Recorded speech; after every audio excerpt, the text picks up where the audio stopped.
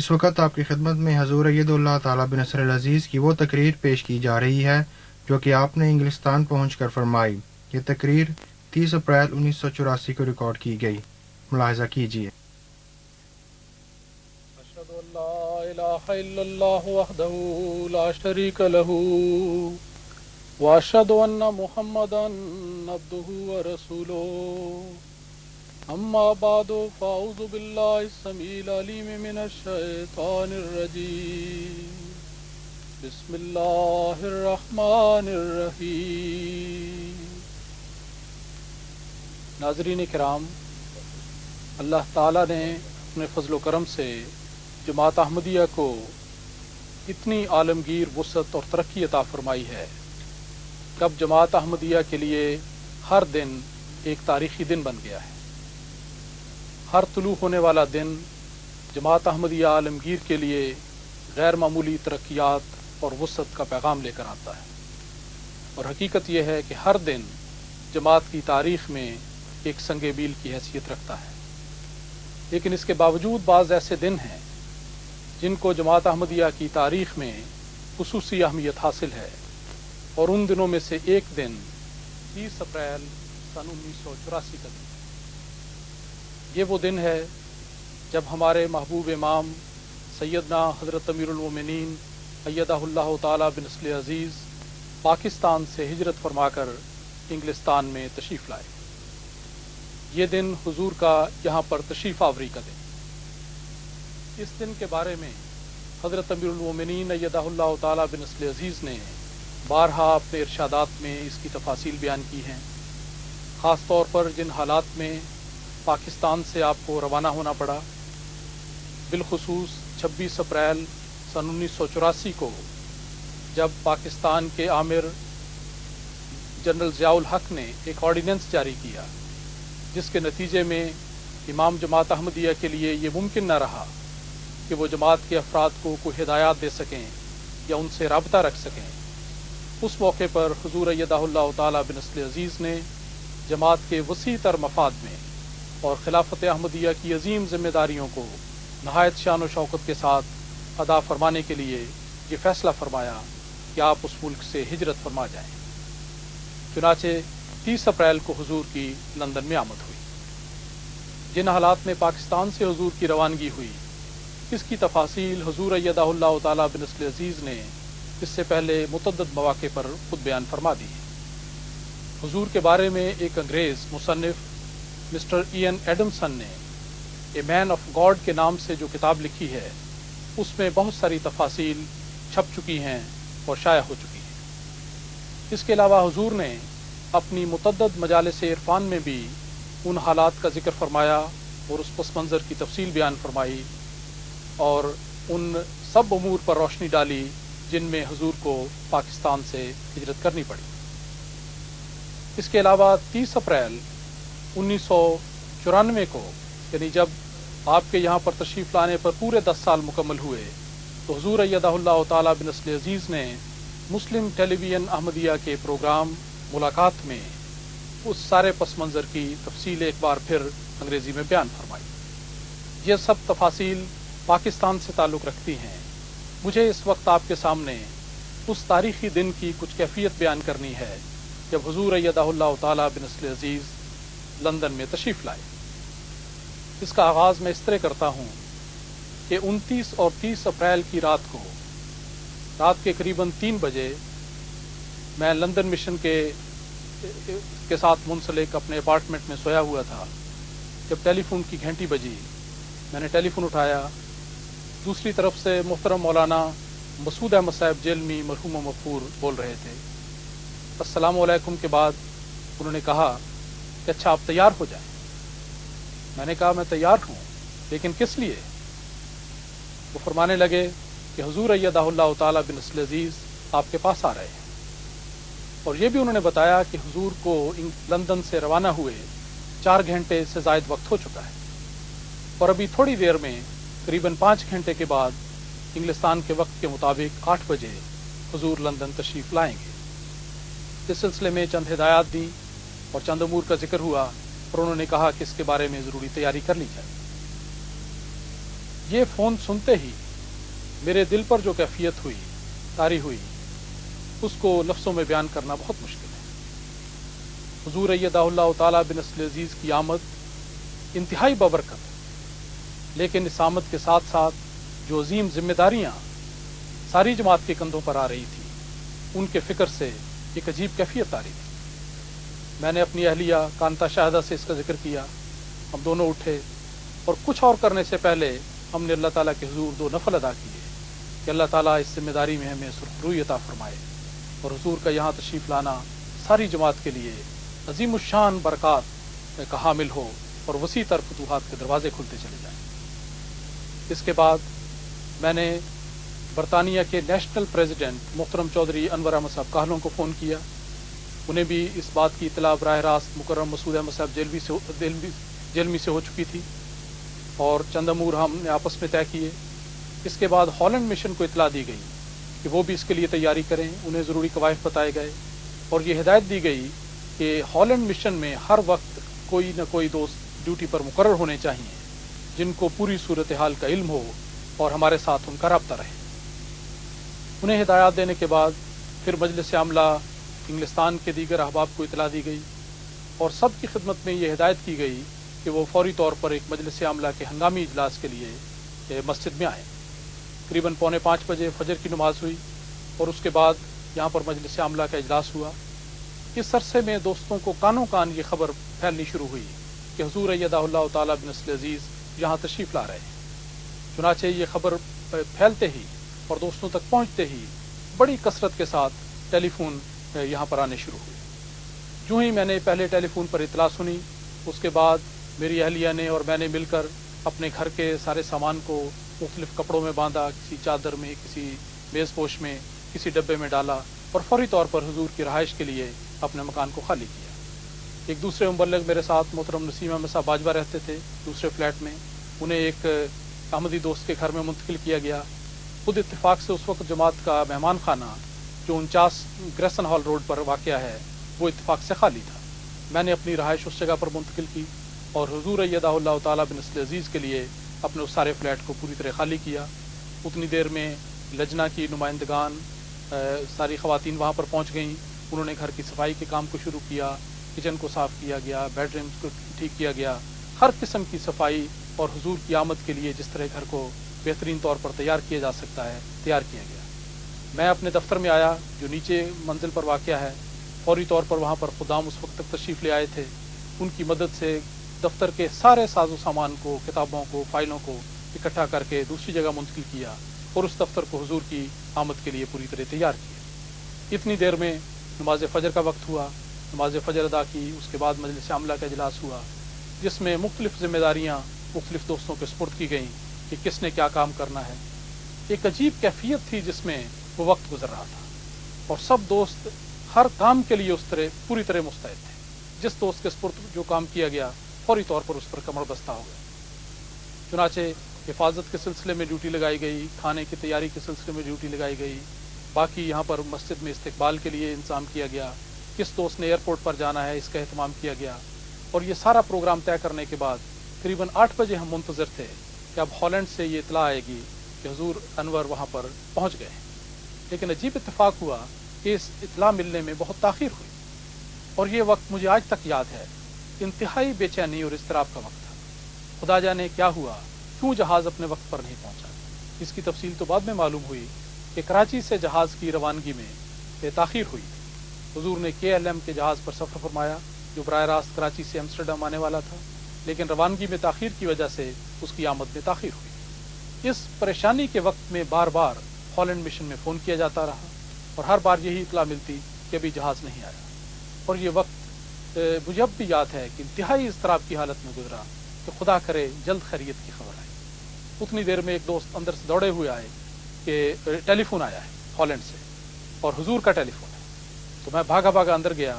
اس سے پہلے محترم چودھری انور احمد صاحب کالوں سے بات ہو چکی تھی، ایک دو اور دوستوں سے بات ہوئی، پھر حضور انور ایدہ اللہ تعالیٰ بنصر عزیز نے عذرائے شفقت مجھے یاد فرمایا اور مجھ سے بات ہوئی، اور حضور نے یہ فرمایا کہ الحمدللہ ہم خیریت سے پہنچ گئے۔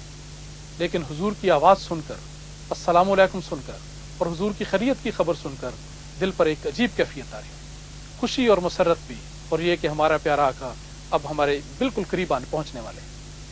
تو مختصر فون کے بعد حضور نے فرمایا کہ ہم نے اپنے پروگرام میں کچھ تبدیلی کی ہے، اس کی تفصیل آپ کو بریگیڈیئر وکیل زمان صاحب بتائیں گے۔ چنانچہ انہوں نے فون لیا اور ان سے مزید بات ہوئی۔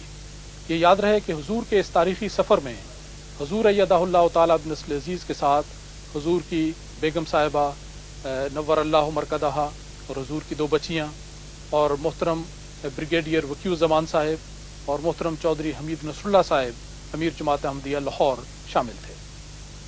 تو حضور سے فون پر بات کرنے کے بعد پھر ہمیں تسلی ہوئی، نئی فلائٹ کا ہمیں علم ہو گیا، اور اس سے اطمینان کے بعد ہم لندن مسجد سے حضور کی استقبال کے لیے روانہ ہوئے۔ ایئرپورٹ پر جماعت کے نمائندگان موجود تھے، ان میں محترم چودھری انور احمد صاحب کالون جو نیشنل پریزیڈنٹ تھے وہ بھی وہاں پہ آ گئے، اور اسی طرح صدر لجنہ مائلہ محترم مسز ڈاکٹر عبدالسلام صاحبہ اور محترم مسز شاہ نواز صاحبہ، اور اسی طرح چند ایک اور خواتین جن کو انتخاب کیا گیا تھا وہ بھی ایئرپورٹ پر موجود تھیں۔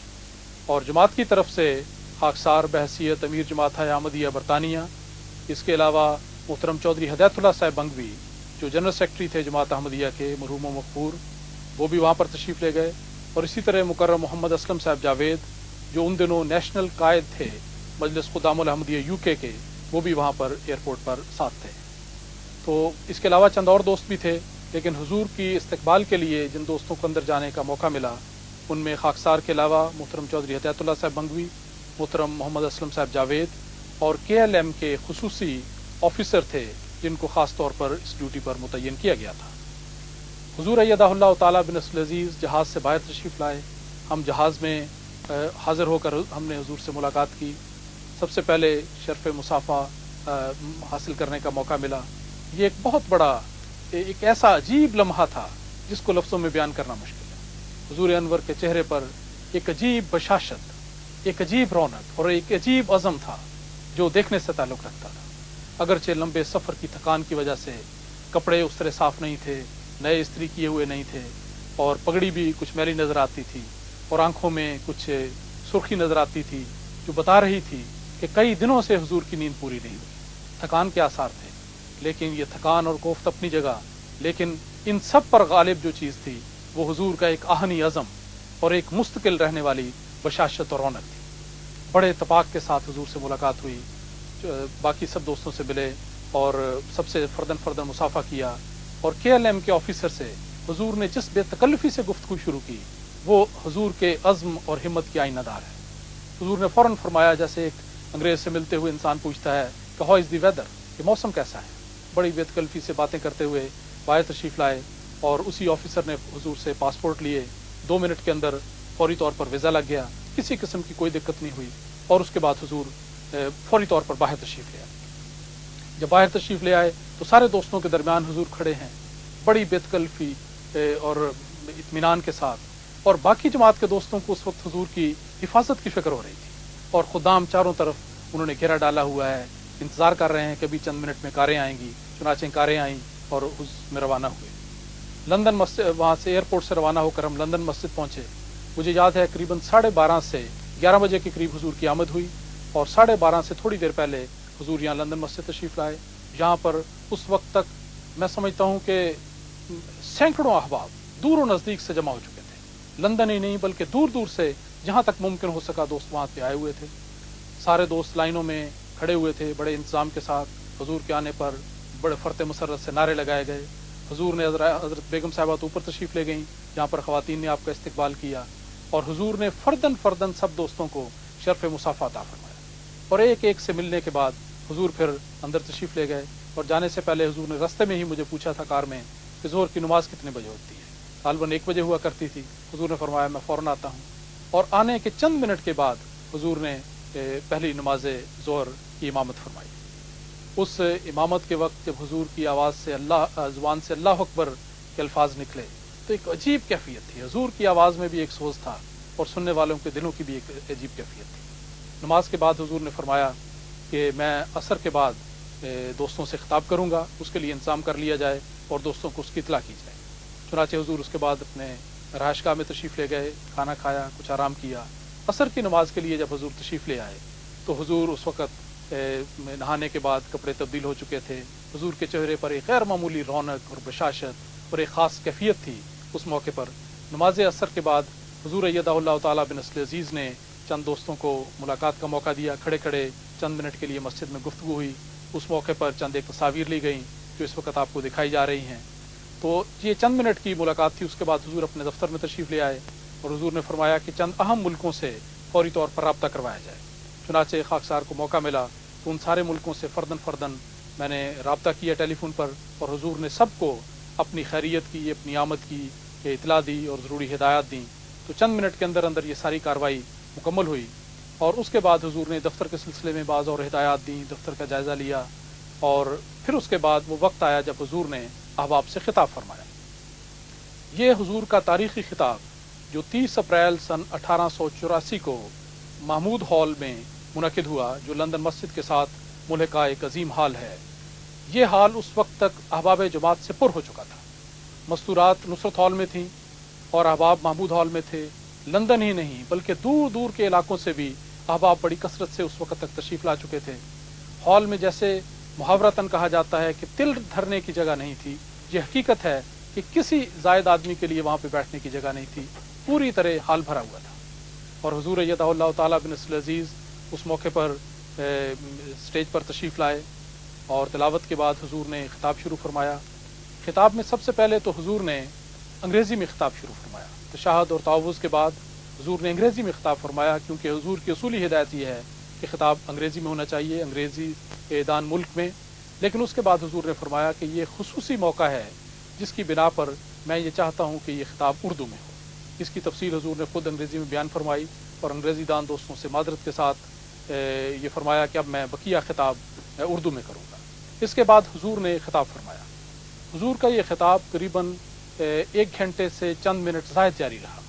اردو خطاب پورا 1 گھنٹے کا ہے، قریباً 1 گھنٹے کا ہے، اور اس سے پہلے چند منٹ کے لیے حضور نے انگریزی میں خطاب فرمایا. اس خطاب کے دوران جو کیفیت تھی اور جو ایک خاص منظر کیفیت حضور کے چہرے مبارک پر نظر آتی تھی، اس کو لفظوں میں بیان کرنا ممکن نہیں. جس وقت آپ اس موقع کی تصاویر دیکھیں گے تو آپ خود اندازہ کریں گے. حقیقت یہ ہے کہ ہر شخص اس وقت گوش بر آواز آقا بنا ہوا تھا. انتہائی خاموشی کے ساتھ حضور کی ہر بات کو سنا جا رہا تھا اور اس بڑی توجہ کے ساتھ دوست اس کو سن رہے تھے. حضور نے نہایت ایمان افروز خطاب فرمایا جو انشاءاللہ آج آپ کی خدمت میں پیش کیا جائے گا. اس خطاب کے دوران میں ضمناً یہ ذکر کر دوں کہ چونکہ حضور کی آواز بیٹھی ہوئی تھی، اس کی حضور نے وجہ بیان فرمائی. اس کے لیے حضور کی خدمت میں کعوہ پیش کیا جاتا تھا تو کعوہ حضور کے منشا سے زیادہ گاڑھا بن جاتا تھا. تو 3-4 دفعہ حضور نے خطاب کے دوران اس بات کا ذکر فرمایا کہ یہ کعوہ جو ہے یہ کافی زیادہ گاڑھا بن گیا ہے، اس کو ہلکا بنانا چاہیے. تو یہ احباب بھی بعد میں سماعت فرمائیں گے. تو بہرحال یہ اس دن کی ایک مختصر سی کیفیت ہے جو میں نے آپ کی خدمت میں بیان کی ہے. اس کے بعد اب ہم آپ کی خدمت میں اس موقع کا یہ خطاب پیش کریں گے. افسوس ہے کہ اس موقع پر ویڈیو ریکارڈنگ نہیں ہو سکی، اس لیے آڈیو ریکارڈنگ کی مدد سے اور تصاویر کی مدد سے ہم یہ خطاب اب MTA عالمگیر کے ناظرین اور سامعین کی خدمت میں پیش کرتے ہیں. اس خطاب کے موقع پر حضور ایدہ اللہ تعالیٰ بن نصر عزیز نے تشہد اور تعوذ کے بعد سب سے پہلے انگریزی میں خطاب فرمایا اور اس کے بعد اردو میں خطاب شروع کرتے ہوئے فرمایا.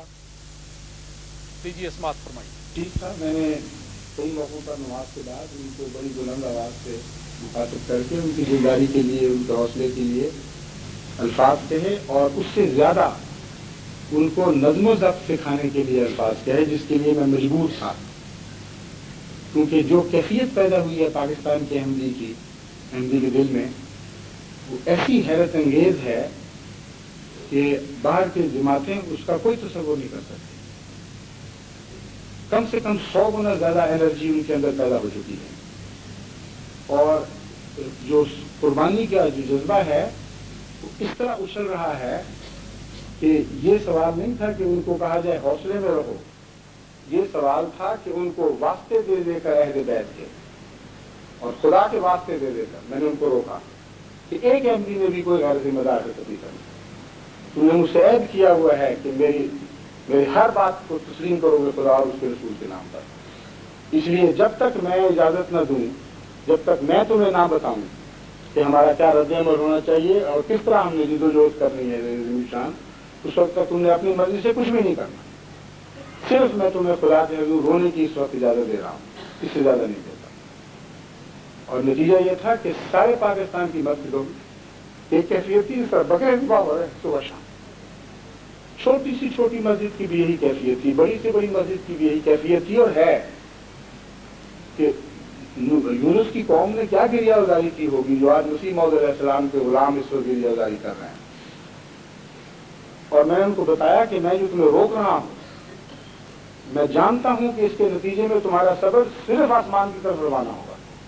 جب سارے راستے بند کر دیے جائیں ایک عظیم الشان طوفان کے، ایک عظیم الشان قوت کے، تو وہ تو توڑ دیا کرتی ہے برتنوں کو، جب تک راستہ نہ بتایا جائے کہ کس راستے پہ تم نے نکلنا ہے۔ اور وہ راستہ میں نے معین کیا، مجھے بتانا پڑا کہ وہ راستہ ہے دعاؤں کے ذریعے آسمان کی طرف رخ کرو، اور اس قوت اور زور اور درد کے ساتھ دعائیں کرو کہ آسمان کے کنگرے لرزنے لگے تمہاری دعاؤں کے ساتھ، اور تم نے اپنے غم کی حفاظت کرنی ہے، کسی قیمت پر اس غم کو نہیں مرنے دینا، یہاں تک کہ خدا کی تقدیر تمہارے غم کو خوشیوں میں بدل دے۔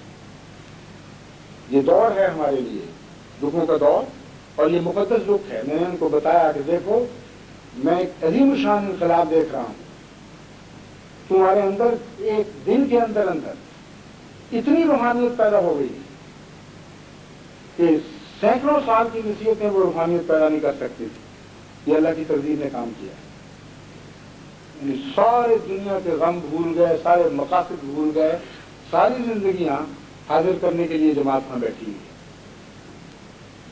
لوگ کہتے ہیں کہ اجازت ہو تو لاکھوں آدمی ایک دن میں ذبح ہونے کے لیے تیار بیٹھے ہیں، اس قوم کو پتہ ہی نہیں کہ ہم چیز کیا ہیں۔ نعرے نہیں لگائیں اس وقت، کیونکہ اس وقت نظم و ضبط کی باتوں کا وقت ہے۔ ہوش کے ساتھ، بڑے گہرے سوچ اور فکر کے ساتھ ہم نے ایک لائحہ عمل طے کرنا ہے، اور میں آپ کو سمجھا رہا ہوں کہ کس دور میں جماعت داخل ہوئی ہے۔ اس لیے اس وقت مجھے کوئی نعرہ نہیں چاہیے۔ ہاں، رات کو اٹھیں اور جو بھی روزگاری جتنی چاہیں کریں، قیامت مچا دیں شک اس وقت، وہ ٹھیک ہے، لیکن نعروں کے ذریعے آپ اپنے جوش نکال دیں، مجھے تو ایسی اس وقت کوئی ضرورت نہیں ہے ان باتوں کی۔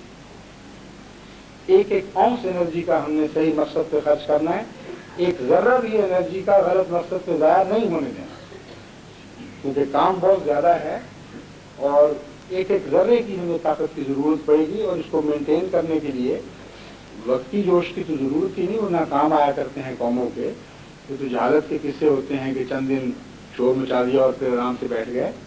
ہم نے تو ایسی پلاننگ کرنی ہے کہ 100 سال 1000 سال بھی اگر ہمیں مسلسل قربانیاں دینے پڑیں تو دیتے چلے جائیں گے، اور نہ اللہ کی تقدیر سے شکوہ کرنا ہے، نہ ظالموں کی طرف دیکھنا ہے کہ وہ ہم پر رحم کریں، صرف اور صرف خدا پر نظر رکھنی ہے، اور پلاننگ ایسی کرنی ہے کہ مسلسل محنت کے ساتھ بغیر تھکے اپنا کام کرتے چلے جائیں، اور خدا کا کام خدا پہ چھوڑیں۔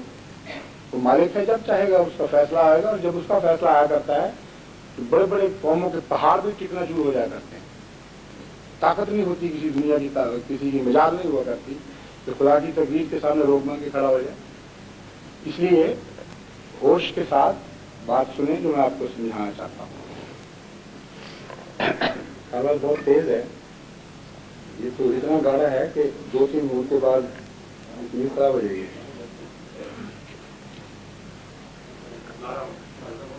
بالکل ہلکا، جو موتیا سرنگ ہوتا ہے نا، میلا سا پانی، بس وہاں جو فیصلہ کیا گیا ہے اس کے نتیجے میں پاکستان میں کسی احمدی کو یہ حق نہیں ہے کہ وہ زبان سے یا ایسے ذریعے سے جس میں زبان یا تحریر نہ بھی استعمال ہو، لیکن اس کی بیئرنگ، اس کے چال چلن اس کو مسلمان ظاہر کرتا ہو، اگر وہ ایسا کرے گا تو 3 سال کے لیے پاکستان کے قانون کے مطابق جیل میں بھجوانے جانے کے لائق ہوگا۔ اور صحابہ کرام حضرت مسیح موعود علیہ السلام کے متعلق وہ کوئی دعائیہ کلمات ایسے استعمال نہیں کر سکتا جو قرآن نے سکھائے ہیں۔ اور کوئی قرآنی اصطلاح استعمال نہیں کر سکتا باوجود یہ ایمان رکھنے کے کہ قرآن میرے لیے واجب التعمیل ہے اور اس کا حکم مجھ پر میرے لیے ماننا ضروری ہے. اذان نہیں دے سکتا. اور یہ ساری باتیں جس سے آن حضرت صلی اللہ علیہ وسلم یا قرآن یا خدا کی محبت ثابت ہوتی ہو، یہ اس لیے وہ کہتے ہیں ہم مجبور کر رہے ہیں تمہیں کہ اس سے دل آزاری ہوتی ہے. اور قانون کے الفاظ یہ ہیں کہ یہ قانون اس لیے بنایا جا رہا ہے تاکہ قادیانیوں کو اسلام دشمن سرگرمیوں سے روکا جائے. اور اسلام دشمن سرگرمیوں کی تعریف یہ ہے کہ اذان نہیں دیں گے، وہ اسلامی اصطلاحیں استعمال نہیں کریں گے، عبادت گاہوں کو مسجد نہیں کہیں گے، یہ اسلام دشمن سرگرمیاں ہیں. تو ساری ڈکشنری کی کائے پلٹ دی گئی ہے. سارے مضامین میں ایک ایسا انقلاب آ گیا ہے کہ خرد کا نام جنون رکھ دیا، جنون کا خرد. جو چاہے آپ کا حسن کرشمہ ساز کرے. صرف حسن کرشمہ ساز کا لفظ یہاں اوپرا ہے، باقی باتیں وہی ہیں. یہ جو نہایت خوفناک بھیانک داغ لگایا جا رہا ہے اسلام کی آزادی کے اوپر اور آزادی ضمیر کے اوپر، اس کے لیے انہوں نے اور کوئی طریق ان کے لیے باقی نہیں تھا سوائے اس کے کہ کلیتاً ہر حق سے احمدی کو معلوم کر دیا جائے. اور یہ عجیب واقعہ ہوا ہے جو تاریخ دنیا کی تاریخ کے لحاظ سے پہلا ہے. یعنی سیاسی چونکہ نام پر سیاسی حکومت کی طرف سے ایک فیصلہ ہوا ہے، اس لیے یہ پہلا ہے، مذہب میں پہلا نہیں ہے. آج تک سیاسی حکومتوں کی طرف سے کبھی یہ واقعہ نہیں ہوا تھا کہ ٹارچر اور ظلم کے ذریعے کسی کو جھوٹ بولنے پر مجبور کرے. ٹارچر اور ظلم سچ نکلوانے کے لیے استعمال ہوتا رہا ہے. یہ الگ بات ہے کہ جس سچ نکلتا تھا تو ان کو مانتے تھے یا نہیں مانتے تھے، بالکل الگ بات ہے. بعض بات پھر بھی نہیں مانتے تھے، لیکن مقاصد ہمیشہ ٹارچر کے دنیاوی حکومتوں کی طرف سے جنگوں میں بھی اور ویسے بھی یہ رہے ہیں کہ ظلم کر کے ستا کر سچ نکلوایا جائے. اور یہ پہلا تاریخی واقعہ ہے کہ ایک سیاسی حکومت نے یہ فیصلہ کیا ہے کہ ظلم کر کے جھوٹ نکلوایا جائے. جب تک کوئی جھوٹ نہ بولے اس وقت ظلم کرتے چلے جاؤ اور سچ نہیں بولنے دیا. چنانچہ یہ فیصلہ ہوا ہے کہ احمدی اگر آپ نے آپ کو کامل یقین کے ساتھ کہ نہیں، ان کو تو تصور ہی نہیں، موتیا رنگ کا آپ کا اور میرا اس طرح کا بڑا فرق ہے، اس کا 10واں حصہ جو ہوگا وہ موتیا رنگ ہوگا میری اس طرح میں.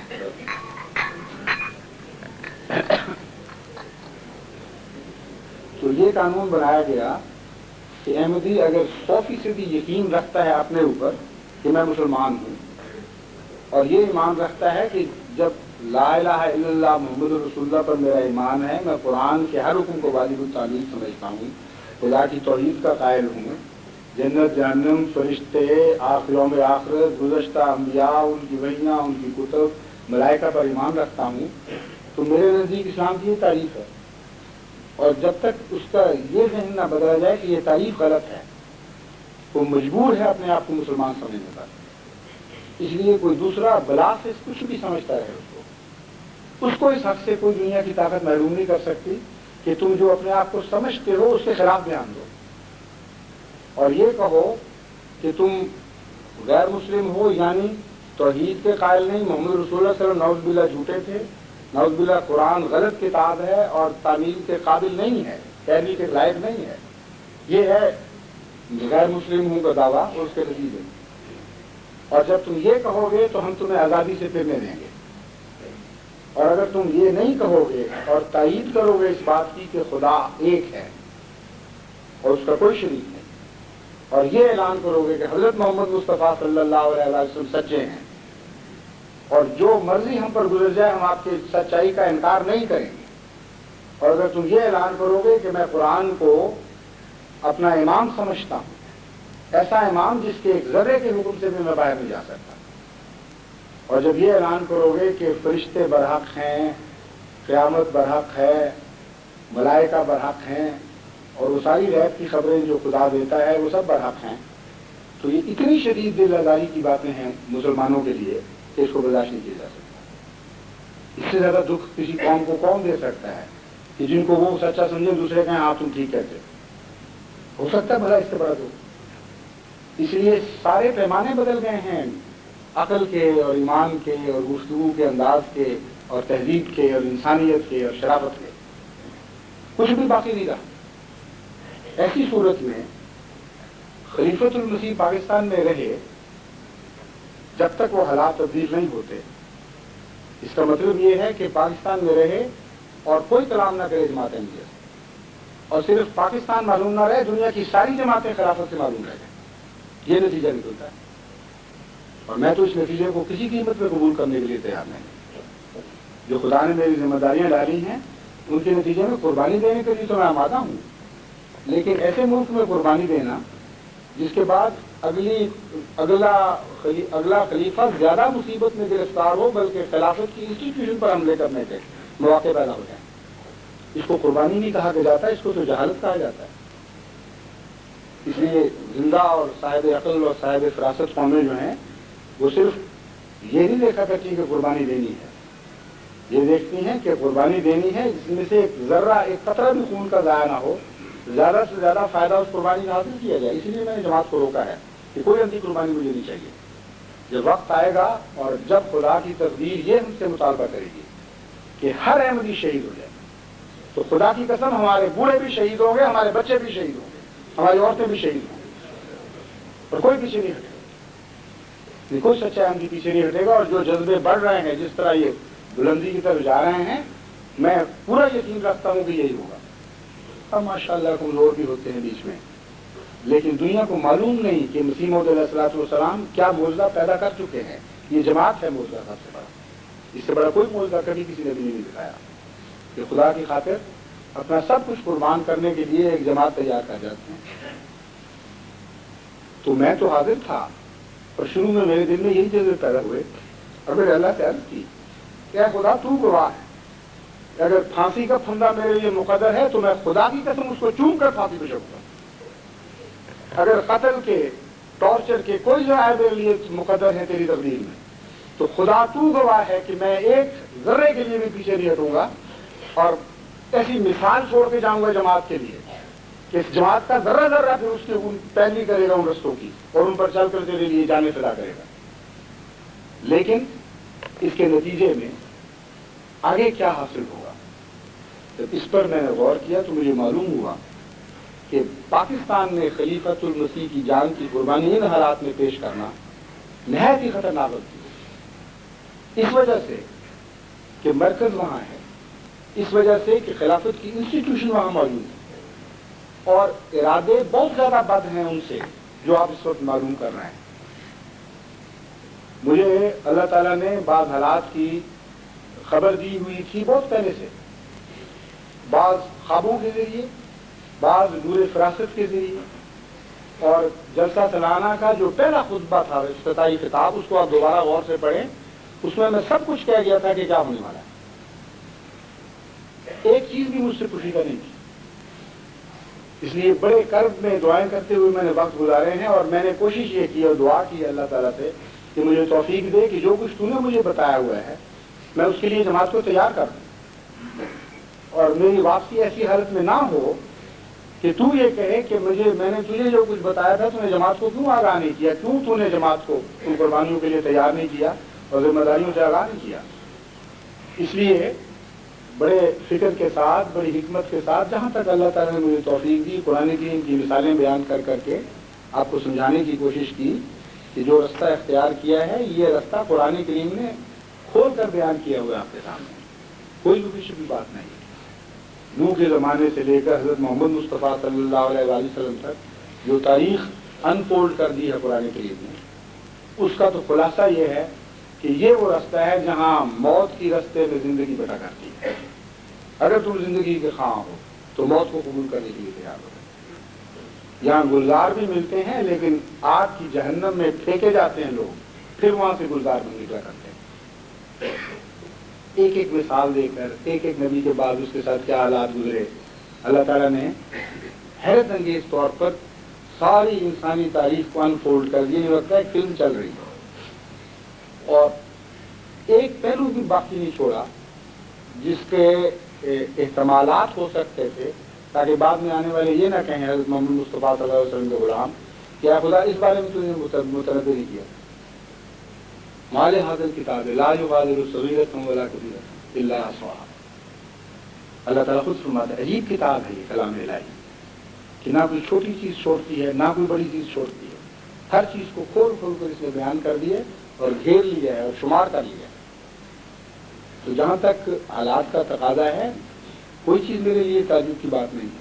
مجھے علم تھا کہ کس رستے پر قوم چل پڑی ہے، اور مجھے علم تھا کہ جب تک اس راستے پر یہ آخر تک نہیں پہنچتے وہ قربانی کے تقاضے پورے نہیں ہوں گے جو خدا کے نزدیک ہمیں دینی ہے بات، اور وہ آخری انقلاب نہیں آئے گا جس کے لیے بہت دیر ہو گئی ہمیں انتظار کرتے ہیں.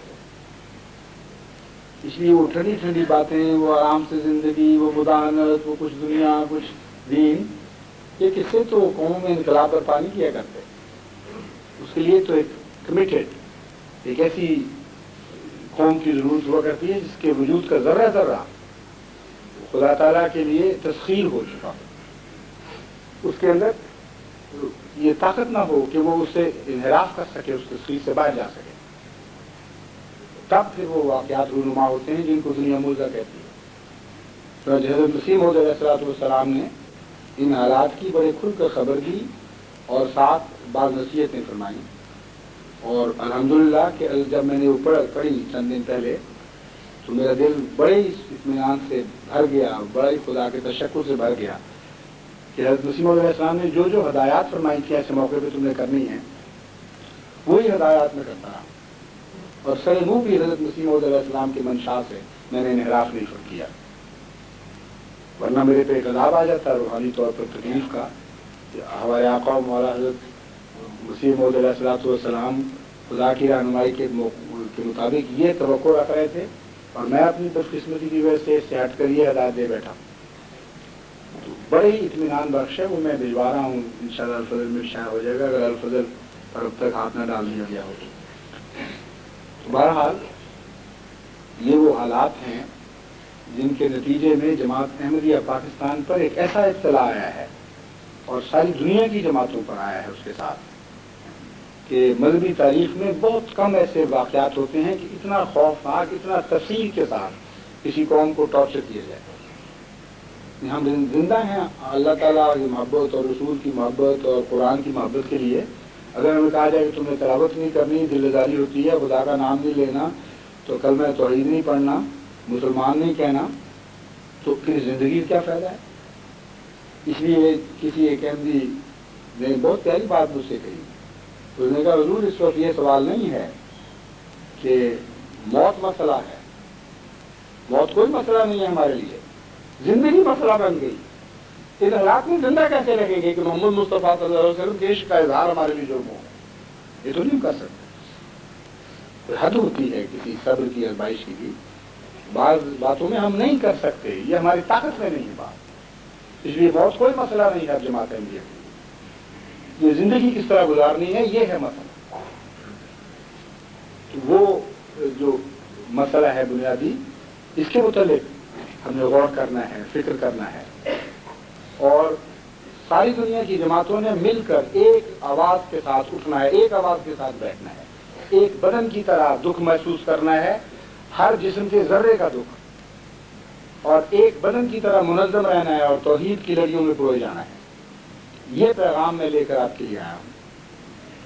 اور اگر آپ اپنے اہل بیت میں سچے ہیں تو لازماً یہی آپ کو کرنا ہوگا، ورنہ آپ کا نہ اسلام سے کوئی تعلق ہے، نہ میرے ساتھ کوئی تعلق ہے، نہ خدا سے کوئی تعلق ہے. یہ وقت ایسا ہے کہ مجھے ہر احمدی کی خدمت کی ضرورت ہے. اور اب یہ نہیں ہے کہ اتنا دو یا فلان دو یا یہ کرو یا وہ کرو. اب تو یہ ہے کہ جتنا میں کہوں گا آپ کو وہ کر دینا پڑے گا، جتنا میں کہوں گا اتنا کرنا پڑے گا، جتنا میں کہوں گا نہیں کرنا وہ نہیں کرنا ہوگا. اظہار آپ کے جذبات، آپ کی ساری چیزیں اب اس بیعت کے ذریعے سے بک چکی ہیں، آپ کی رہی نہیں ہے. چنانچہ یہ بھی معنی ہے اس کا جو قرآن کریم فرماتا ہے ان اللہ اشتری من المؤمنین انفسهم واموالهم بان لهم الجنہ. اللہ تعالیٰ نے بیعت کے سودے کے ذریعے مومنوں سے ان کی جانیں بھی اور ان کے اموال بھی خرید لیے ہیں. جانا لہم الجنہ کہ ان کو اس کے بدلے جنت عطا فرمائے گا. اس لیے جب آپ بیچ بیٹھے وہ چیز پھر تو نہیں کہا کرتے کہ نہیں اس کو اس طرح نہ کرنا اور اس طرح نہ کرنا, اس طرح اب اتنا لو اور اتنا نہ لو, سوال ہی نہیں پیدا ہوتا. تو آپ کا سب کچھ آج کے بعد کانشیسلی دل ارادہ طور پر خدا کے لیے وقف ہو چکا ہے, اور کسی چیز میں بھی آپ نے کوئی کمی نہیں رہنے دینی. اتنی عظیم الشان عالمی جد و جہد کی ضرورت ہے کہ جو انقلاب سینکڑوں سال دور بھی کہانی نظر آتا ہو وہ سالوں میں رونما ہونا شروع ہو جائے. ہر احمدی اپنی جگہ ایک مبلغ ہے, وقف ہے, صرف اس فرق کے ساتھ کہ اپنے ذریعے آمد بھی اس نے خود پیدا کرنے ہیں اور سب کچھ خدا کی راہ میں جھونک لینا ہے. اپنی ساری طاقت, اپنا علم, اپنا فن, اپنے طرز گفتگو, اپنی دوستیاں, اپنے اثرات اور تعلقات کے سارے دائرے, اپنی سوچیں, اپنی راتوں کی نیندیں, اپنا اٹھنا, اپنا بیٹھنا, سب کچھ اپنے اللہ کے حضور پیش کر دیں اور اس داؤ پر لگا دیں. جب تک پاکستانی احمدی کی دکھ دور نہیں ہوتے اور جب تک پاکستانی قوم کو یہ شعور نہیں آتا کہ ہم خدا کے عذاب کی طرف بڑھ رہے ہیں اور اس تقریر کو ہم بدل نہیں دیتے اپنی دعاؤں اور کوششوں کے ذریعے, اس کو تک چین سے نہیں بیٹھنا. یہ میرا آپ کو پیغام ہے. اور کوئی ایسا رد عمل نہیں دکھانا جو دنیاوی ہیں. ایمبیسیز میں جا کر پروٹیسٹ کرنے کیسی لغو بات ہے, کوئی بھی ان کے معنی نہیں. نہ ایمبیسیز میں اپنی طاقت ہوا کرتی ہے کہ وہ ان پالیسیز کو بدل دیں جو مرکز میں طے ہوتی ہیں اور ان پر امپوز کی جاتی ہیں. یہ صرف پاکستان کا سوال نہیں, دنیا کی ہر ایمبیسی کی بات میں کر رہا ہوں. ان بیچاروں کے اندر تو کوئی بھی طاقت نہیں ہوتی, وہ تو بیچارے رحم و کرم پر بیٹھے ہوتے ہیں مرکز کی اور ان کی گڈ ول پہ. جب چاہیں ان کو اتار کر پھینک دیں, جب چاہیں قبول کر لیں, اور اپنی دنیا کے اغراض پورے کر رہے ہوتے ہیں. بیچارے بعض ڈیووٹڈ لوگ اپنے ملک کی اغراض پوری کر رہے ہوتے ہیں, لیکن مرکزی امور میں ان کا کوئی عمل دخل نہیں ہوا کرتا. سیاہ و سفید کے وہ مالک نہیں ہوتے. اس لیے صرف ان معنوں میں ان کو استعمال کیا جا سکتا ہے کہ مستقل طور پر ایک پریشر سائز دنیا سے کریٹ ہوتا رہے اور بھولنے نہ دیا جائے کہ وہ کیا کر بیٹھے ہیں, یہ کیا کر رہا ہے. اس کے لیے ایک سسٹم طے کرنا پڑے گا. لیکن دنیاوی طریق پروٹیسٹ کا یا نعوذ باللہ کسی قسم کا کوئی حملہ کرنا ہرگز سوال نہیں پیدا ہوتا, بلکہ جھوٹے خطرے جو آپ سے پیدا ہو رہے ہیں ان کو دور کرنے کے اقدامات کریں. بتائیں اپنے پاکستانی دوستوں کو اور ایمبیسی کے اسٹاف کو اور سب کو کہ آپ کی طرف سے ان کو کوئی خطرہ نہیں, کیونکہ آپ مسلمان ہیں. کوئی خطرہ نہیں ہے. اگر مسلمان نہ ہوتے تو اتنا عظیم الشان خطرہ پیدا ہو جاتا کہ ملک پھونکا جا سکتا تھا اس کے نتیجے.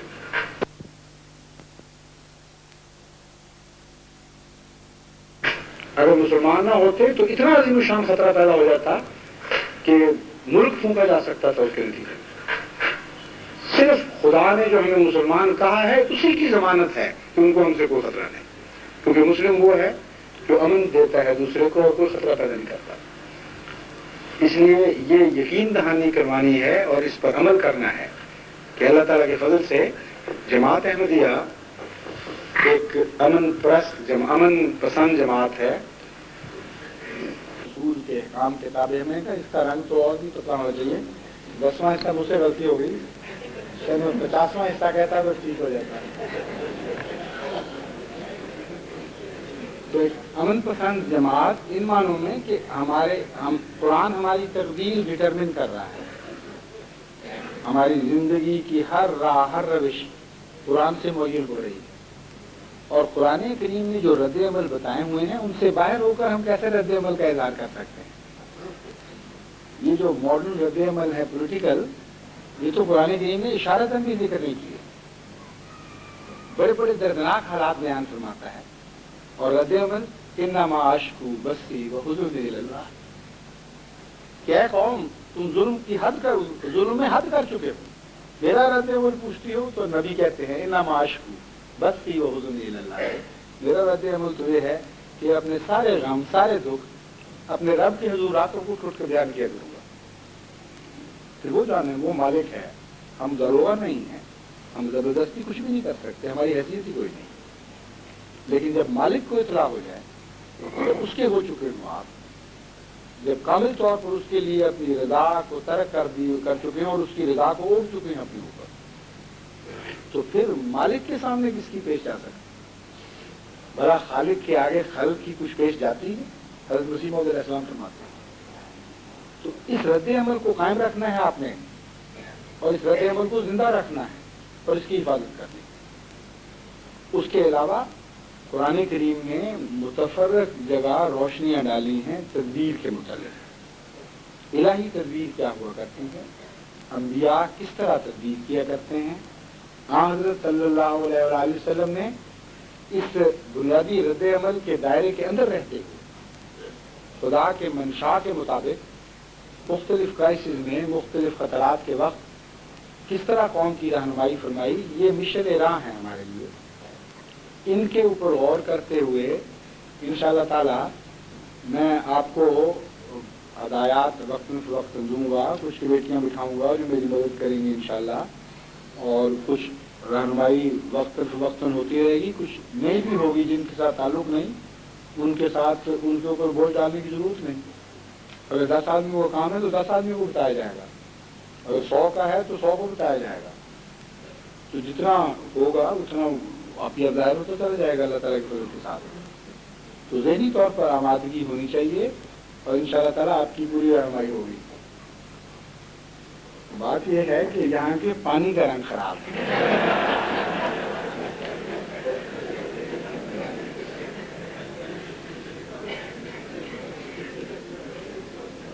غلطی سے میں وہ قہوے کا رنگ غلط سمجھ رہا تھا، پانی کا رنگ غلط.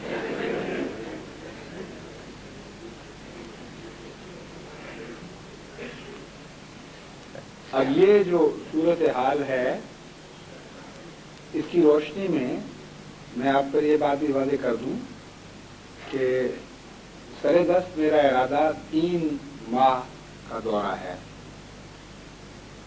اور ہو سکتا ہے کچھ زیادہ ہو جائے، اور 4 ماہ تک بھی ممکن ہے مجھے بیرونی دورہ کرنا پڑے، کیونکہ افریقہ بھی جانا ہے. اور میں نے یہ دیکھا ہے کہ پیغامات کے لیے وہ بات نہیں بنتی جب تک خود انسان تفصیل سے مل کر سمجھائے نا، اس وقت تک وہ کیفیت نہیں پیدا ہوتی جو انسان پیدا کرنا چاہتا ہے. اب میں اسی لیے ہالینڈ میں نے پروگرام بدل لیا اور کہا کہ بجائے نیکسٹ فلائٹ لینے کے بڑا اچھا موقع ہے، ان سے ملنے کا موقع مل جائے گا. ہم 2 گھنٹے 3 گھنٹے میں ٹھہریں گے اور جماعت سے مل لیں گے. تو ملنے کے بعد میں نے محسوس کیا کہ بہت ہی صحیح قدم تھا اور اللہ تعالیٰ کی رہنمائی کے مطابق تھا. ورنہ ان کی بہت عجیب حالت تھی، بڑے دکھے ہوئے بھی تھے اور حیران تھے، کچھ کیا کریں گے، کیا کرنا ہے، کچھ سمجھ نہیں آ رہی تھی. تو اس لیے مجھے اب اپنے دورے پر بھی بہت وقت خرچ کرنا پڑے گا. لیکن اس کے ساتھ ہی 1-2 اور باتیں میں آپ کو سمجھانی چاہتا ہوں کہ جب تک میں آپ کے پاس ٹھہر رہا ہوں تب تک خدا کے ہاں یہ مقدر ہے کہ میں آپ لوگوں میں ٹھہروں، اور کم سے کم 1 مہینہ تو میرا پروگرام ہے، بلکہ ممکن ہے مجھے رمضان بھی یہیں گزارنا پڑے، یعنی باہر جا کر پھر واپس آنا پڑے. تو اس وقت تک ایک مجھ سے مہربانی فرمائیں. آپ کی خواہش ہے مجھ سے ملیں، وقت لیں اور اکٹھے مل کے بیٹھیں، اور جو اللہ تعالیٰ کی خاطر میں دل ہماری محبت ہے اس کی تشفی کریں. لیکن میری آپ سے کم خواہش نہیں ہے، آپ سوچ بھی نہیں سکتے.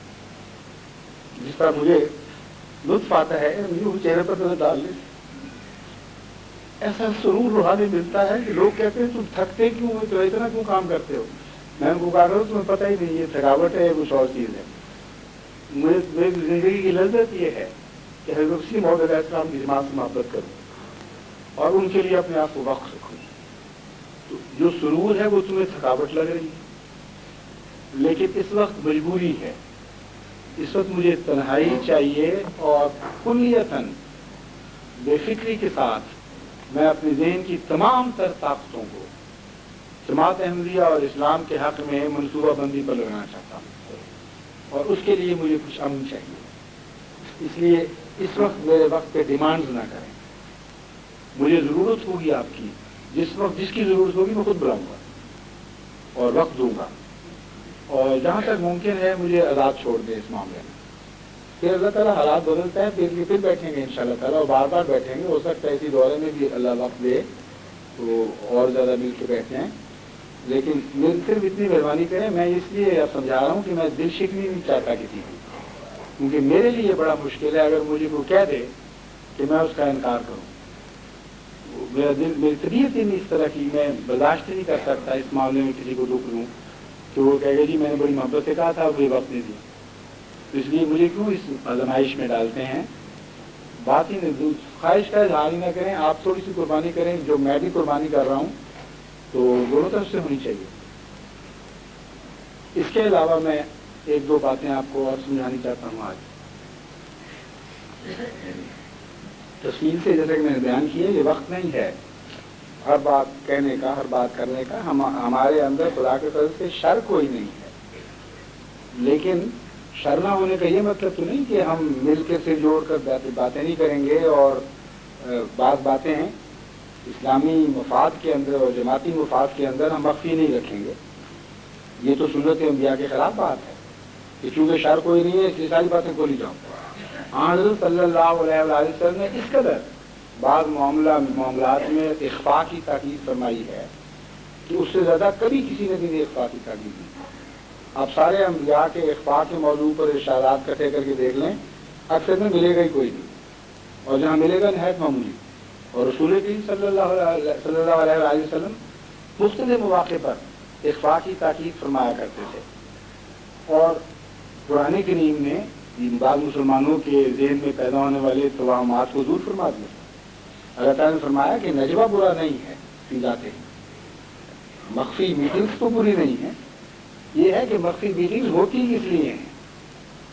اگر شرارت اور خباثت کی نیت سے 10 آدمی مخفی باتیں کرتے ہیں تو وہ لعنتی چیز ہے، وہ اللہ تعالیٰ کو پسند ہے. اور اگر رضائے باری تعالیٰ کے لیے، اللہ کے لیے پلاننگ کر کے اخفاء کی باتیں کر رہے ہیں کہ اس طرح کی اسکیم ہونی چاہیے، یہ ہونا چاہیے، تو اللہ تعالیٰ کی جو محبت اور پیار کی نظر اس میں پڑا کرتی ہے. اس لیے جب آپ سے مشورہ کیا جائے تو آپ نے اس کو مخفی بھی رکھنا ہوگا، اور جس سے جو بات کی جاتی ہے اس نے آگے نہیں کرنی، سوائے اس کے کہا جائے کہ یہ بات تم نے آگے کرنی ہے.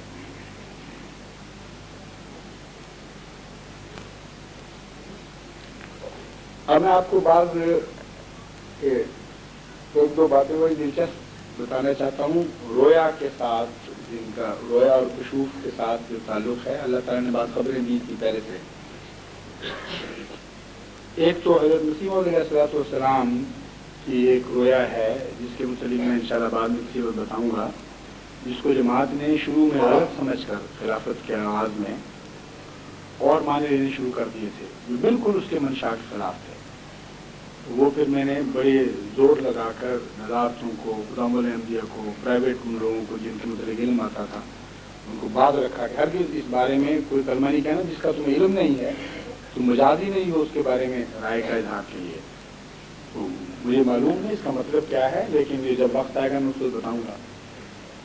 لیکن علاوہ ازیں بھی کثرت سے جماعت نے خوابیں لکھ کر مجھے بتانا شروع کیا کہ یہ اللہ تعالیٰ کی طرف سے یہ ہدایات آ رہے ہیں، اور جو خدا تعالیٰ کی طرف سے ہدایات آتی ہیں ان میں ایک عجیب اندرونی نظام ہے زبان کا. اکثر خوابیں دیکھنے والے سمجھتے ہی نہیں تھے کہ ہم نے کیا دیکھ لیا ہے، لیکن وہ میرے لیے پیغام ہوتا تھا. اور پھر اس کی تائید میں ایک دوسری جگہ ایک آدمی ویسے ہی خواب دیکھ رہا ہے اور اس مضمون کو تقویت مل رہی ہے. اور ایسی خوابیں جو پہلے کبھی کسی جماعت نے نہیں دیکھی تھی، اتفاقی حادثات نہیں ہیں. مثلا تب سے 2 سال زیادہ سطح میں مجھے گزرا بھی خلافت تھا، لیکن اس 2 سال کے اندر ہی ایک دفعہ بھی کبھی کسی نے خواب یہ نہیں دیکھی کہ گلاب کے پھول کے ساتھ میرا کوئی تعلق اس طرح. ایک واقعہ بھی، ایک بھی کبھی کسی نے خواب نہیں دیکھی. اور ایک ہی دن میں ایک بیرونی دنیا سے اور ایک پاکستان سے 2 خط ملتے ہیں اور دونوں کہتے ہیں کہ خطرات ہیں، اور اچانک ہم دیکھتے ہیں کہ دور دراز تک خدا تعالیٰ نے پھیلا ہوا ایک گلابوں کے پھولوں کا ایک میدان عطا فرما دیا ہے. اور اس مضمون کی خوابیں دونوں جگہ سے اکٹھی ہو جاتی ہیں، اور یہ جوڑے مسلسل چلتے چلے آ رہے تھے. ایسے معنی خیز تھے کہ خدا تعالیٰ ایک کی تائید میں دوسرے کی کو خواب دکھاتا تھا، یہ مجھے بتانے کے لیے کہ اسلام میں نہ کہیں پڑھنا کہ اتفاقی حادثات ہیں. یہ تقدیر کے مطابق یرالبو کی تقدیر کے تابع کہ بعض دفعہ مومن کو خدا خود بتاتا ہے، بعض دفعہ اس کے لیے دوسروں کو بتاتا ہے۔ مثلاً انبیاء کے زمانے میں بھی حضرت لوط کو بعض انسانی فرشتے تھے وہ جن کے ذریعے خبر دی گئی ہے، اور اسی طرح بہت سے مضامین ہیں، بڑا لمبا وسیع مضمون ہے کہ اللہ تعالیٰ ایک شخص کو براہ راست بھی خبریں دیتا ہے، لیکن تائید کے لیے، تقویت ایمانی کے لیے اور دل کی ڈھارس کے لیے جماعت کو خبریں بتاتا ہے تاکہ اس کو مزید یقین ہوتا چلا جائے کہ الہی پیغام ہے۔ تو اس طرح کے بہت سے پیغامات ملنے شروع ہوئے جن سے خطرات کا بھی علم ہوتا تھا اور پھر اللہ تعالیٰ کی حفاظت کا بھی علم ہوتا تھا اور غیر معمولی نصرت کا بھی، اور مگر خطرات ایسے بھی تھے بیچ میں کہ جس سے مطلب یہ نکلتا تھا کہ اگر بعض ظالم اپنے ظلم سے نہیں رکیں گے تو خدا کی تقدیر غضب کے ساتھ نازل ہوگی ان کو۔ اس لیے ان باتوں کی روشنی میں پہلی بات میں آپ کو یہ کہنا چاہتا ہوں کہ قوم کے لیے دعا کرے بڑے درد کے ساتھ۔ ہمیں وہ انتقام نہیں چاہیے جو انتقام قوموں کو ہلاک کر دیا کرتے ہیں، ہمیں وہ انتقام چاہیے جو حضرت محمد مصطفیٰ صلی اللہ علیہ وسلم نے مانگا تھا اور جس کے نتیجے میں ایک بالکل اور تقدیر ظاہر ہوئی، اور اس تقدیر کا خلاصہ قرآن کریم ان آیات میں بیان فرماتا ہے جن کی آپ کے سامنے تلاوت بھی کی گئی۔ قرآن کریم فرماتا ہے فَإِذَا الَّذِي بَيْنَكَ وَبَيْنَهُ عَدَاوَةٌ كَأَنَّهُ وَلِيٌّ حَمِيمٌ، جب تم وہ انقلاب مانگو گے، وہ انتقام مانگو گے جو محمد مصطفیٰ صلی اللہ علیہ وسلم کا انتقام تھا، تو پھر تم یہ حیرت انگیز بات دیکھو گے کہ تمہارے خون کے پیاسے تم پر خون نچھاور کرنے والے دوستوں میں بدلنے شروع ہیں۔ یہ ہے وہ انتقام جو حضرت اقدس محمد مصطفیٰ صلی اللہ علیہ وسلم نے عرب قوم سے لیا، اور اس انتقام کے نتیجے میں ایسے عظیم الشان واقعات رونما ہوئے ہیں کہ کوئی تصور بھی نہیں کر سکتا کسی باہر کی دنیا میں یہ ہو سکتا ہے۔ بہت ساری مثالیں ہیں۔ ایک مثال میں نے ابھی چند دن میں بیان کی تھی کہ ایک صحابی سے حضرت صلی اللہ علیہ وسلم کے وصال کے بعد لوگوں نے پوچھا کہ ذرا ہمیں بتائیں تو صحیح کہ حضور اکرم صلی اللہ علیہ وسلم کا چہرہ کیسا تھا، حلیہ کیسا تھا، اور عشق کی حالت تھی صحابہ کی، اور صحابہ کے بعد بھی تابعین کی بھی، اور ان کو مزہ آتا تھا۔ رسول اللہ علیہ وسلم کو جنہوں نے نہیں دیکھا تھا وہ پوچھا کرتے تھے بتائیں، آپ بتائیں کیسے تھے، آپ بتائیں کیسے تھے۔ تو ایک صحابی سے جب پوچھا تو وہ دھاڑے مار مار کے رونے لگے۔ ایک روایت میں یہاں تک آتا ہے کہ وہ پچھاڑ کھا کر گر پڑے اور بے ہوش ہو گئے دوسرے۔ پھر ہوش آئی، پھر پوچھا کہ ہم نے تو یہ کہا تھا کہ رسول اللہ علیہ وسلم کا حلیہ کیسا ہے، اس میں کون سی دکھ کی بات تھی؟ تو پھر وہ رونے لگے اور روتے روتے بے ہوش ہو گئے، اور پھر ان کو ہوش آئی تو جب پوچھا گیا تو انہوں نے کہا کہ دیکھو مجھ پر دو حالتیں آئی ہیں، ایک نفرت کی حالت تھی تو اتنی شدید تھی کہ جب تک میں مسلمان نہیں ہوا خدا کی قسم نفرت کی وجہ سے میں محمد رسول اللہ علیہ وسلم کا چہرہ نہیں دیکھ سکتا تھا، اپنی نظر کو اجازت نہیں دیتا تھا کہ اس منہ پر نظر پڑے۔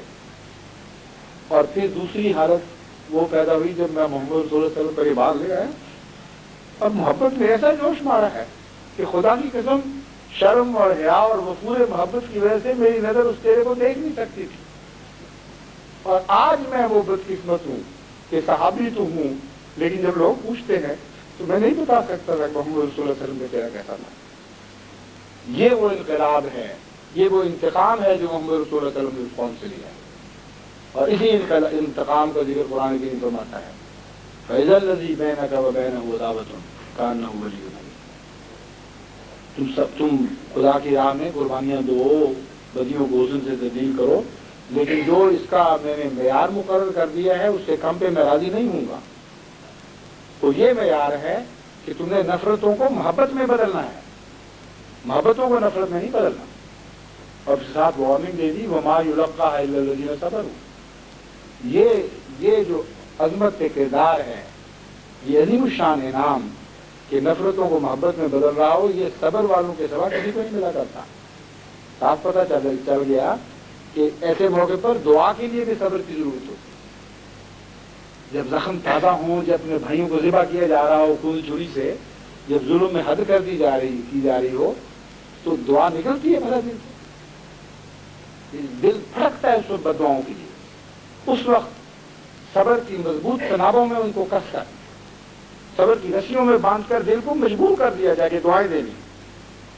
وہ دعا ہے جو نامقبول نہیں ہو سکتی. دل تڑپ رہا ہے بددعا کے لیے، لیکن حضرت محمد مصطفیٰ صلی اللہ علیہ وسلم کا نمونہ اور عشق مجبور کر رہے ہیں کہ میں نے اس ظلم کے نتیجے میں دعا دینی ہے. کون ایسی دعا ہو ہی نہیں سکتی نامقبول. کوئی دنیا کی تقدیر بدل جائے تو بدل جائے، یہ نہیں ہو سکتا کہ یہ دعا نام خدا رد فرما دے. چنانچہ رسول اللہ صلی اللہ علیہ وسلم کی یہ دعائیں تھیں جنہوں نے میرے دکھایا. تو آپ نے یہ رد عمل دکھانا ہے. جہاں تک مبشر خوابوں کا تعلق ہے، حیرت انگیز زبان میں جس کو کوئی انسان نہ سوچ سکتا تھا، نہ ایجاد کر سکتا تھا، نہ کوئی فرائیڈین فلسفی، نہ کوئی اور فلسفی اس کی ایکسپلینیشن دے سکتی ہے کہ یہ خواب کیوں کسی کو ہے. وہ خواب آئی اور اس میں بھی بعض مضمونوں کا جوڑا بنا کر خدا نے اس طرح باندھ دیا کہ جس کو خواب سنائی دے وہ فوراً سمجھ جائے کہ یہ الہی پیغام. میں دو خوابیں آپ کو سناتا ہوں تاکہ آپ کو یہ معلوم ہو کہ اس میں کوئی مایوسی کا سوال نہیں. اگر ہم روتے ہیں تو مایوسی یا کم ہمتی کی وجہ سے نہیں. مجھے تو اللہ تعالیٰ نے ایسا عزم عطا فرمایا ہے کہ ساری دنیا کی طاقتیں اگر احمدیت کے معاملے میں مجھ سے ٹکرائیں گی تو مجھے یقین ہے کہ وہ ریزہ ریزہ ہو جائیں گی اور اللہ تعالیٰ مجھے ہمت اور عزم عطا فرمائے گا. پیچھے ہٹنے والا انسان نہیں ہوں میں محمد مصطفیٰ صلی اللہ علیہ وسلم کا غلام ہوں. میں حضرت مسیح موعود علیہ السلام کا غلام ہوں. اور لوگ ہیں جن کے خلیل میں بزدلی ہوگی، میرے خلیل میں بزدلی نہیں ہے. اس لیے میں بزدلی کی وجہ سے آپ کو باز نہیں رکھا. میں نہایت اعلیٰ اخلاق کی ایک ایسی اعلیٰ تعلیم کے نتیجے میں آپ کو غلط کاموں سے باز رکھ رہا ہوں جن کا کوئی بھی بزدلی سے تعلق نہیں، بلکہ بزدل لوگوں کو وہ توفیق ہی نہیں ملا کرتی. انتقام کے عام رستوں کو چھوڑ کر ایسے رستے اختیار کر لینا جو اور مزید دکھ پیدا کر رہے ہوں، یہ بزدلوں کو بڑا توفیق مل سکتی ہے. اس کے لیے تو عزم چاہیے، اس کے لیے تو جرأت چاہیے. چنانچہ قرآن کریم فرماتا ہے وہ ما یلقاها الا ذو حظ عظیم. صبر بھی تو حظ عظیم والے سے سیکھو، یعنی محمد مصطفیٰ صلی اللہ علیہ وسلم سے. یہ نصیب محمد مصطفیٰ ہی کا تھا کہ ان حالات میں انہوں نے صبر کر کے دکھایا. اس لیے ان کی پیروی کرنا تم کبھی ٹھوکر نہیں کھاؤ گے اور کبھی غلطی نہیں کرو. تو خوابیں میں آپ کو بتا رہا ہوں مزید حوصلہ افزائی کے لیے، اور ہرگز یہ مراد نہیں ہے کہ نعوذ باللہ آپ نے ڈپریس ہونا ہے. یہ دکھ ہمیں مزید انگیخت کر رہے ہیں مزید قوت کے لیے. چنانچہ پاکستان میں ایک احمدی نے بھی، کمزور سے کمزور احمدی نے بھی خوف کا رد میں دی. جن دنوں میں خوب دندناتے پھر رہے تھے، ساری مشینریاں لگی ہوئی تھی اس بات پر کہ احمدی کو ختم کیا جائے، تباہ کر دیا جائے، گھر گرا دیے جائیں، مسکراتے ہوئے ہمت کے ساتھ چھوٹے چھوٹے بچے ان گلیوں میں پھر رہے تھے کہ ٹھیک ہے جو کرنے کو، ہمیں ایک ذرہ بھی پرواہ نہیں. تو خوف نہیں ہے، یہ عظمت کردار ہے جو یہ نئی باتیں آپ کو سکھا رہی ہیں. تو ایک تو میں آپ کو بتاتا ہوں، ایک ہمارے کارکن ہیں سلسلے کے، انہوں نے خواب لکھی ایک ہفتے ہوئے. انہوں نے دیکھا، اس میں بڑا پیغام ہے جماعت کے لیے. انہوں نے دیکھا کہ میں ایک کنویں کی کھدائی کر رہا ہوں اکیلا، اور کافی گہرا کنواں کھود لیا ہے لیکن رک نہیں رہا. تو باہر سے ایک صاحب نذیر احمد خادم، اس میں نام میں انذار پایا جاتا ہے، نذیر لفظ میں ڈرانے والے، وہ آ کے مجھے ڈراتے ہیں. کہتے ہیں دیکھیں باہر مولوی لوگ شور کر رہے ہیں اور گالی گلوچ دے رہے ہیں اور کہہ رہے ہیں کہ ان کو روکو کھدائی سے. اور کنویں کی کھدائی کا مولوی سے بظاہر کیا تعلق ہے؟ لیکن اللہ تعالیٰ نے پیغام دیا تھا اس نے. اور میں اس کے جواب، اور وہ کہتے ہیں کہ تم پسینے سے شرابور ہو اور نظر بھی نہیں اٹھاتے اس پر، اور اسی طرح کام کر رہے اور جواب یہ دیتے ہو کہ مجھے ان کی کوئی پرواہ نہیں، جو خدا نے میرے سپرد کام کیا ہے میں کرتا چلا جاؤں گا اور میں اپنے نفس کا ذرہ ذرہ اس میں جھونک دوں.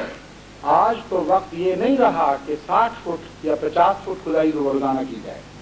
آج وقت آ گیا ہے کہ ہزاروں فٹ روزانہ کھدائی کی. اور پھر میں تھوڑا سا رک کر کہتا ہوں کہ نہیں، آج وقت آ گیا ہے کہ لاکھوں فٹ کھدائی دوبارہ روزانہ کی جائے. اور یہ کہہ کر میں مصروف ہو جاتا ہوں. وہ کہتے ہیں کچھ دیر کے بعد میں اترتا ہوں نیچے، یعنی اتنا دور گویا میں چلا گیا ہوں کہ ان سے نظری رابطہ ٹوٹ گیا ہے.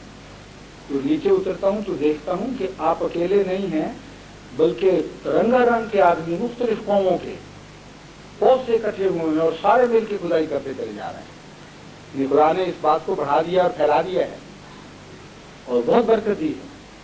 اور یہاں تک کہ وہ جس طرح واٹر ٹیبل آ جاتی ہے، وہ مقام آتا ہے تو اچانک پانی نکلنے کی بجائے شہد کا چھتا نکلتا ہے اور اس میں سے شہد گرتا ہے اور ہر قطرہ جو زمین پہ گرتا ہے وہ موتی بنتے چلے جا رہے ہیں. اور اتنے خوبصورت چمکتے ہوئے موتی ہیں، کہتے ہیں میں نے اپنی زندگی میں نہیں دیکھے. اب یہ ساری زبان جو ہے یہ انسان کی بنائی ہوئی تو زبان ہی نہیں ہے، یہ پیغامات ہیں کچھ اور. اور پھر وہاں میں کھڑے ہو کر ان کو کہتا ہوں کہ دیکھو ابھی بھی ہم نے نہیں روکنا، ہم اس مقام تک کھدائی کرتے چلے جائیں گے جس مقام پر حضرت ابراہیم رضی علیہ السلام نے خانہ کعبہ کی پہلی اینٹ رکھی. عظیم الشان ایک مقصد جماعت کو دیا گیا ہے اس رویا میں، اور مراد ہے تبلیغ اسلام. آج 60 بیتوں کا یا 50 بیتوں کا وقت تو نہیں رہا، ہزاروں کا ہے بلکہ لاکھوں روزانہ کا وقت آ گیا، یہاں تک کہ تعمیر بیت اللہ کے مقاصد پورے ہو جائیں، یعنی توحید دنیا میں پھیل گیا. اس سے پہلے ہم نے نہیں رکنا. دوسرا پیغام ہے کہ تمام بین و انسان کو وحدت جب تک ہم عطا نہیں کر لیتے، کیونکہ جب پہلی اینٹ رکھی گئی تھی خانہ کعبہ کی اس وقت وحدت تھی انسانیت میں، اور بعد میں پھر وہ تفریق پیدا ہوئی. بڑے عظیم شان اس میں پیغام ہے. اب وہ کیا چیز ہے جو موتی بنتی ہے مومن کے لیے؟ ایک شہر دکھایا گیا، لیکن اس کی تعریف وہ کیا مراد ہے یہ عجیب بات ہے. جیسے کہ میں نے کہا تھا جوڑے جوڑے آتے ہیں، ادھر وہ خواب ہے، ادھر حضرت میرا پر مجھے خواب دیکھی لکھی کہ میں نے عجیب خواب دیکھی ہے کہ قصر خلافت قادیان میں درمیانی کمرے میں تم سجدہ کر رہے ہو اور حالت یہ ہے کہ میں تھک جاتی ہوں، تم سجدے کے بعد پھر سجدہ کر دیتے ہو، سلام ہی نہیں پھیر رہے، اٹھ ہی نہیں رہے. اور اچانک میں دیکھتی ہوں کہ اس طرح رو رہے ہو سجدے سے کہ چھپڑ بن گیا ہے، آنسوؤں کا لگتا ہے کہ ایک دریا بہنے لگ گیا، اور اچانک وہ سارے آنسو موتیوں میں تبدیل ہو جاتے اور اتنے خوبصورت موتی ہیں چمکتے ہوئے کہ اچانک میری نظر پڑتی ہے تو حضرت مسلم موعود کا یہ نظارہ دیکھ رہے ہیں اور میں کہتی ہوں دیکھیے دیکھیے یہ کیا ہو رہا ہے، دیکھیے دیکھیے یہ کیا ہو رہا ہے. تو وہ آپ کے آنسو ہیں خدا کے حضور جنہوں نے موتی بننا ہے کامیابی کے. وہ شہد کیا ہے؟ وہ جماعت احمدیہ کا خون ہے جو خدا کی راہ میں الکان ہو رہا ہوگا اور وہ بنی نوع انسان کے لیے شفا بن رہا ہوگا. تو یہ کامیابیاں جو ہیں یہ اللہ تعالیٰ کی طرف سے ہمارے مقدر میں ہیں، کوئی اس کو بدل نہیں سکتا، ناممکن ہے. اس لیے کامل یقین رکھیں. اگر آپ اپنے عہد بیت کو نبھائیں گے، اگر آپ میرے منشا اور ہدایات سے باہر نہیں جائیں گے اور کلیتاً جس طرح میں کہوں گا اس طرح خدا کی خاطر اپنا سب کچھ قربان کریں گے، تو جس خدا کے ہاتھ میں میری جان ہے میں اس کی قسم کھا کے کہتا ہوں کہ لازماً آپ کامیاب ہوں گے اور لازماً آپ کامیاب ہوں گے. کوئی دنیا کی تقدیر اس کامیابی کو بدل نہیں سکتی. اب وقت آ گیا ہے، ہم بہت تیزی سے آگے بڑھیں. کبھی ایک دفعہ بھی ایسا نہیں ہوا کہ جماعت احمدیہ کی مخالفت تیز ہوئی ہو اور اس کے نتیجے میں جماعت احمدیہ کمزور ہوگی. ہر مخالفت کے بعد بہت زیادہ قوت کے ساتھ جماعت شروع ہوئی، اور اتنی ذلیل اور اتنی کمینی اور اتنی ظالمانہ مخالفت آج تک کبھی نہیں ہوئی. اس لیے لازماً خدا کی تقدیر میں اسے بہانہ بنانا ہے اپنے فضلوں کا، اور ایسے فضل فرمائے گا کہ آپ کے تصور میں بھی نہیں آ سکتے. یہی حضرت مسیح موعود علیہ السلام نے وہاں لکھا ہے کہ اگر تم صبر پہ قائم رہو گے، جو میں تمہیں نصیحت کر رہا ہوں اس پر عمل کرو گے، تو پھر تم دیکھنا کہ روز تم نئے معجزے دیکھو گے خدا کی نصرت، اور تمہارے لیے آسمان سے فرشتے نازل ہو کر عجیب عجیب کام دکھایا کریں گے. اب وہ دور آ گیا. اس لیے میں تو ایک دوست سے عرض کر رہا تھا کہ میرے دل کی تو عجیب کیفیت ہے، مجھے تو اس مقابلے میں ایک ایسی لذت مل رہی ہے. جب ہم نے سب کچھ دے دیا خدا کو تو غم والا حصہ تو ختم ہو گیا، لوٹنے کا غم تو رہا ہی کچھ نہیں بات. اب تو جو مزہ آئے گا خدا کی خاطر کام کرنے کا اور قربانیاں پیش کرنے کا اور سب کچھ جھونک دینے کا، اس کا تصور بھی دنیا والے نہیں کر سکتے. اس لیے کامل حوصلے میں رہنا ہے، کامل حوصلے میں لوگوں کو رکھنا ہے. حضرت صلی اللہ علیہ وسلم کے اسوے کے دائرہ سے ایک سرے منہ بھی انحراف نہیں کرنا اور توحید کو پہلے سے بڑھ کر قائم رکھنا ہے. ساری جماعت کا دکھ اپنے سینے میں لینا ہے. ایک معمولی سے غریب چپراسی کو جو دکھ پہنچے گا پاکستان میں، وہ دکھ بھی آپ کے دل پر چرکا لگانے کا مجھے بن رہا ہوں، اور وہ بھی خون نچوڑے آپ سے دعاؤں کا، اور اس کے نتیجے میں گریا اداری بلند. پھر دیکھنا کہ حیثیتیں کیا ہیں دنیا والوں کی، کوئی چیز نہیں ہے. اللہ تعالیٰ آپ کے ساتھ ہے. جس کے ساتھ خدا ہو اس کو کیا پرواہ ہوا کرتی ہے کہ دنیا کیا کہتی ہے اور کیا سوچتی ہے. چند دن کے قصے ہیں، کامیابی لازماً انشاءاللہ تعالیٰ ہمارے مقدر ہے. اللہ تعالیٰ ہماری حفاظت فرمائے، ہمیں حوصلے دے، ہمیں توفیق عطا فرمائے. ایسے کام کریں جس سے وہ راضی ہو. ہم مر رہے ہوں تو اس کی پیار کی نظریں ہمیں دیکھ رہی ہوں، ہم جی رہے ہوں تو اس کے پیار کی نظریں ہمیں دیکھ رہی ہوں.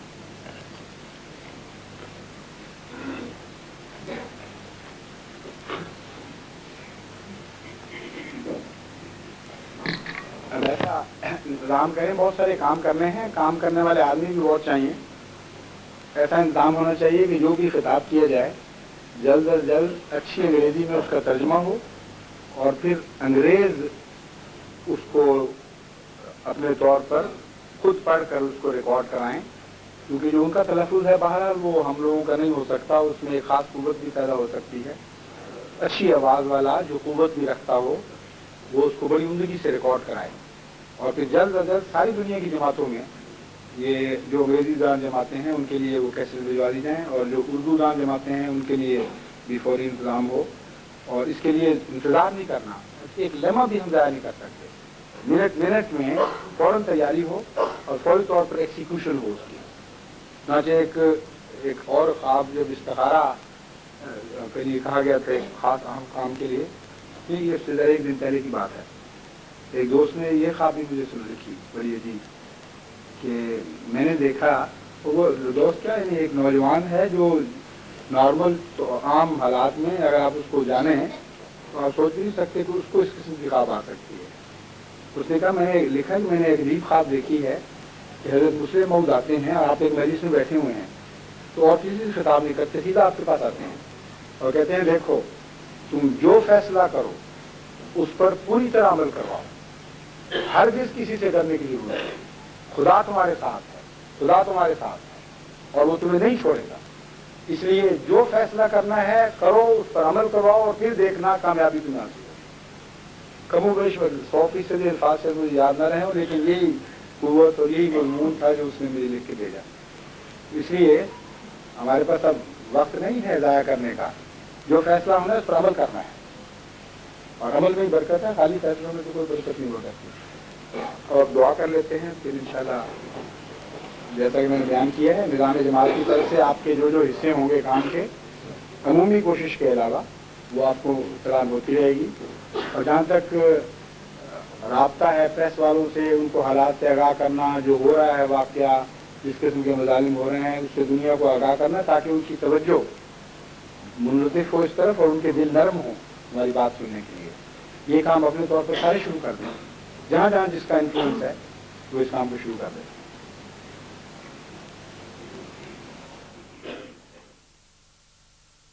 یہ دعا کر لیجیے.